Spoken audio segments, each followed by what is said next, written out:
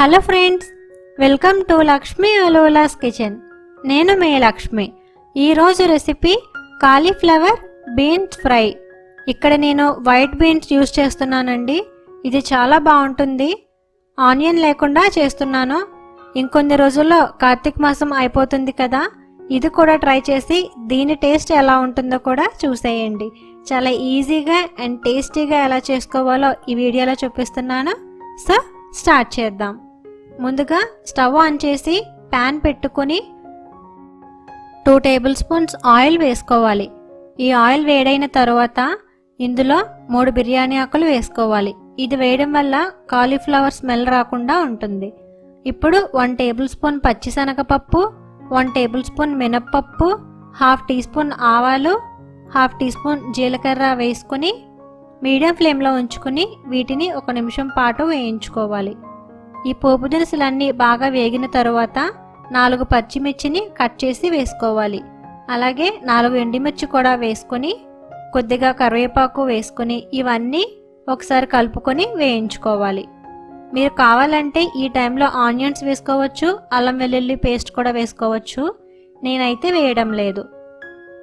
కాలీఫ్లవర్ని ఇలా చిన్నగా కట్ చేసుకుని హాట్ వాటర్లో వేసుకోవాలి. వీటిని ఈ ప్యాన్లో వేసుకోవాలి. హాట్ వాటర్లో వేయడం వల్ల అది స్మెల్ రాకుండా బాగా క్లీన్ అవుతుంది. ఇప్పుడు కట్ చేసిన కాలీఫ్లవర్ పీసెస్ అన్నీ ఇందులో వేసుకొని బాగా కలుపుకోవాలి. ఇలా కలుపుకున్న తర్వాత మూత పెట్టుకొని 2 నిమిషాల పాటు మగ్గించుకోవాలి.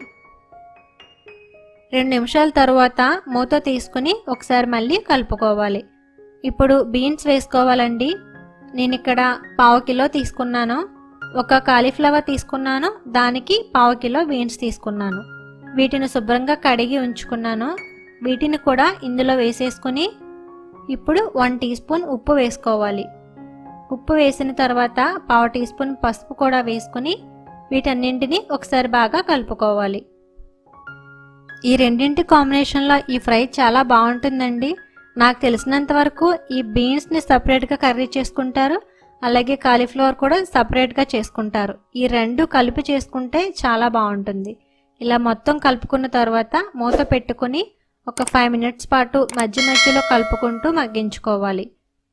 5 మినిట్స్ తర్వాత మూత తీసుకుని ఒకసారి మళ్ళీ కలుపుకోవాలి. ఈ ఫ్రై అంతా కూడా మీడియం ఫ్లేమ్లోనే చేసుకోవాలండి. ఇప్పుడు 1 టీ స్పూన్ కారం వేసుకొని ఒకసారి మళ్ళీ కలుపుకోవాలి. ఈ టైంలో సాల్ట్ చెక్ చేసుకొని కావాలంటే ఇంకొంచెం యాడ్ చేసుకోవచ్చు.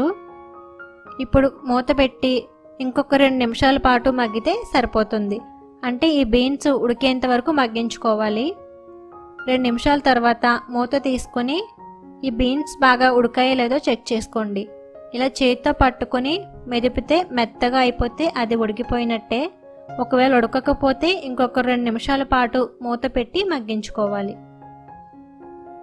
ఇలా ఉడికిన తర్వాత స్టవ్ ఆఫ్ చేసుకుంటే కాలీఫ్లవర్ బీన్స్ ఫ్రై రెడీ. దీన్ని బౌల్లోకి తీసుకుని వేడివేడిగా అన్నంతో కలుపుకొని తింటే చాలా బాగుంటుంది. మీరు కూడా ఖచ్చితంగా ట్రై చేయండి. ట్రై చేశాక మీకు ఎలా వచ్చిందో నాకు కామెంట్లో చెప్పండి. ఈ వీడియో కనుక మీకు నచ్చినట్లయితే లైక్ చేయండి, మీ ఫ్రెండ్స్కి రిలేటివ్స్కి షేర్ చేయండి. అలాగే మీలో ఎవరైనా మా ఛానల్ని ఫస్ట్ టైం చూస్తున్నట్లయితే తప్పకుండా సబ్స్క్రైబ్ చేసి పక్కనే ఉన్న బెల్ ఐకాన్ని యాక్టివేట్ చేయండి. అలా చేయడం వల్ల నేను ఏ వీడియో పెట్టినా కూడా మీకు వెంటనే నోటిఫికేషన్ వస్తుంది. మీరే నా వీడియోని ఫస్ట్ చూడొచ్చు. Thank you for watching.